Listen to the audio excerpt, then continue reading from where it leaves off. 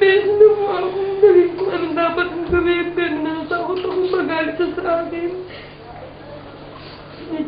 Gusto kong maghiganti, pero inaano ko lang sa Panginoon, dahil siya na lang po gagawa ko ng dapat ko. At ngayon po, tanggap ko na po kung ano ibibigay niya sa akin. Kung hindi ko para sa akin ang asawa ko. At ngayon po, mga mabait na mga kasama sa trabaho. Ngayon po, binigyan niya ako ng mas mataas na tawad na sana po patuloy ko niya ng ibigay. Salamat po sa inyo, Brother Francis. Nagilala ko po rin kayo. Salamat po sa mga kaibigan na sumusuporta. Sa mga kaibigan ng asawa ko. Salamat. Hanggang siya nag-a-advise. Salamat po. Amen! Amen! Amen! Dapat pasalamatan ang Panginoon. No? Alam ko na hindi lagi ang buhay natin nasa baba tayo. Amen? Sapagkat pinaparanas ng Panginoon yan upang palakasin tayo sa pananampalataya. Amen? At kung tayo ay handang-handa na, no? Sa pagpapala na ibibigay sa atin ng Panginoon, alam niyo po, talagang magpatuloy ka lang, kapatid, kasi habang nagpapatuloy ka, no, hinihipo rin ng Panginoon ang asawa. Amen. Dahil sabi ng Panginoon ang salita niya na ang pinag-isa niya hindi niya pag-iwan. Amen. Amen. Dumadanas tayo sa ganyang bagay. Ngunit alam ko na ang katagumpayan pa rin na kayong pa rin na mag-asawa. Amen. Amen. Amen. Amen. Ang ano lang yan, manampalataya tayo, panghawakan natin. Di ba sabi sa salita ng sa akin, inawit nating anak ko, pangako. Amen. Pangako mo ay aking panghahawakan. Pangako ng Diyos. Pangako ng Diyos na ang pinag-isa niya ay hindi niya paghihiwalayin. Amen? So yan ay pangako ng Diyos. At kung yan ay pangako ng Diyos, mangyayari.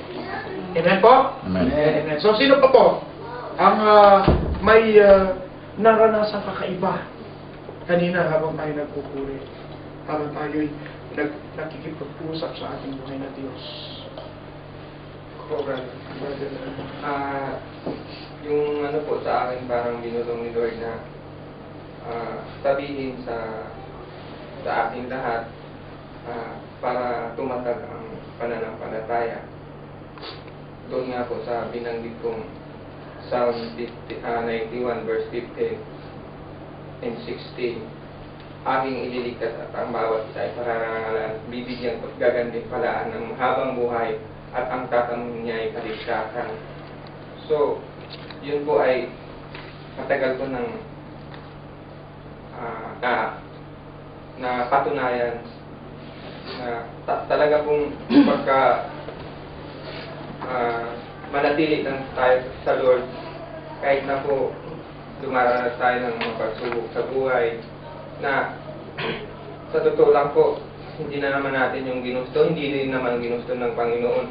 Subalit, dahil nasa taong lupa tayo, kaya dumaranas tayo ng mga ganun. Subalit, ang Diyos pa rin ang maglulutas ng kung ano mang pagsubok yan.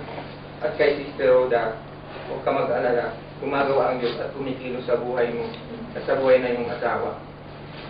Alam ng Diyos kung bakit sa gusto niya mag-isa muna. Subalit, hindi lingid sa kalaman ng Diyos ang plano niya sa buhay niyo.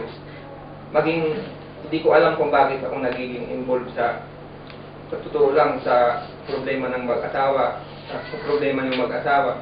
Subalit, hindi ko alam kung bakit ang Panginoon ay para bagang nagsasabing mamagitan ka sa kanila. Hindi ko naman pinagmamayabang, pero hindi ko alam kung ano ang kalooban ni Lord para sa mag-asawang to. Dahil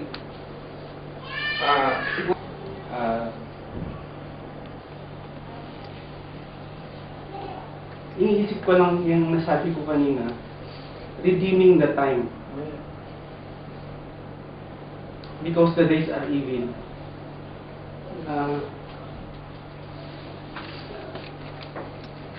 Go forward. Why go forward? Ibig sabihin, kung ano man yung past na life natin, ano man yung mga problemang ganyan, kung ano man yung mga nagawa natin in the past, iwanan natin yon, go forward. Redeeming the time because the days are evil. Dahil sinabi ni Brother Francis din, isa sa mga kapatid niya dito is struggling financially. Alam niyo po yun ako. Alam niyo naman po na single parent po ako. So, every time na wala akong gawain, nagpa-part-time po ako. So, I thank God dahil sabi ko nga, kanina sabi ni Brother Francis, yung blessing ang makaabot sa iyo. So, po yun. Kasi nung nagpagamit ako sa Panginoon, iniwan ko yung mga part-time ko na nakasagabal sa mga gawain. Walang nangyayari, parang may devour siya. So when I seek first sa mga gawain din si Lord, yung alam nyo, ako yung hinahabol na, halika punta ka dito, mga mababait sila natin. Then, sabi ko nga hindi ako sasama. Tumawag si Brother Erwin, sabi, Sister Ines, sumama ka kasi ako na bahala sa'yo. So, umiyak ako, sabi ko sa Panginoon, Lord, bakit lagi mo akong pinapasaya? Kasi alam niyo, tuwing lagi po akong wala, may sumasagot po na may nag-bless po sa akin. So sabi ko, Lord, mahal na mahal mo talaga ako. And then, nag-flashback yung buhay ko nung ako'y, naalala ko po si Fred. Kasi po sa tuwing inaaya namin siya sa church, sa tuwing sinasabi namin na kami ay nagpa-Bible study, tinatanong niya, ano yon? Pero tuwing po nandun po sa sala yung isang Bible namin na King James, tuwing darating naman po kami, tinatanong niya kung ano yung mga verse na saan ba matatagpuan mama yung gano'n, yung sa Revelation ba, sa ano. Natutuwa po ako at lalo sigit kagabi na talagang patutuo ng kanyang nanay na yung gift niya sa ganitong grade 6 na bata, yung gift niya na nagawa niya yung Shekinah BS natin sa t-shirt na regalo natin ngayon sa mga mananalo sa game. Nagpapasalamat po ako sa Panginoon. At kahit po tayong lahat dito, although mayroon tayong konting talento, gagamitin po tayo ng Panginoon. Sabi ko nga po doon sa Malolo, sa church namin doon, kahit ibigay natin sa Kanya. Ito ay napakalaki para sa Kanya sapagkat sa pamamagitan noon, yung lamang yung maiahandog natin, pero yun ay ginagawa natin para sa Kanya. At ulit-ulitin ko to, pag ikaw pinili ka ng Panginoon, hindi ka makakasya. Anak ka niya talaga. At personal, yung sa buhay ko, it happened back nung pinanganak ako.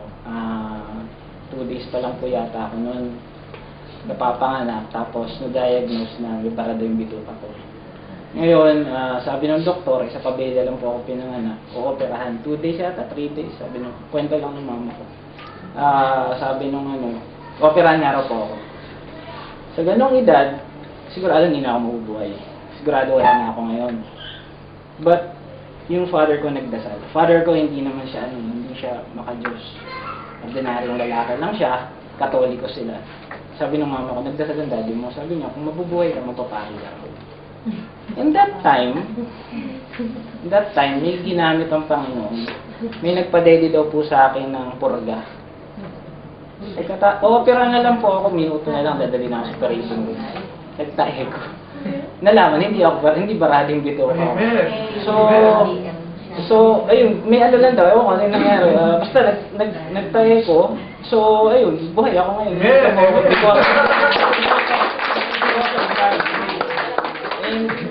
Lalong binibless ng Panginoon. Kasi kung hindi po sa kanila, wala po talaga kami dito ni Brother Marlon. So, I really thank God. Kasi po sabi ko nun, Lord, sabi ko, alam ko na anak mo ako. But I know, nagagawa ka ng paraan kung dahil gusto mo ako makarating doon. Sabi ko. Then, kinausap ako ni Brother Gilbert ng gabi, ng Tuesday. Sabi ko, Kuya, wala talaga. Sagad kasi talaga.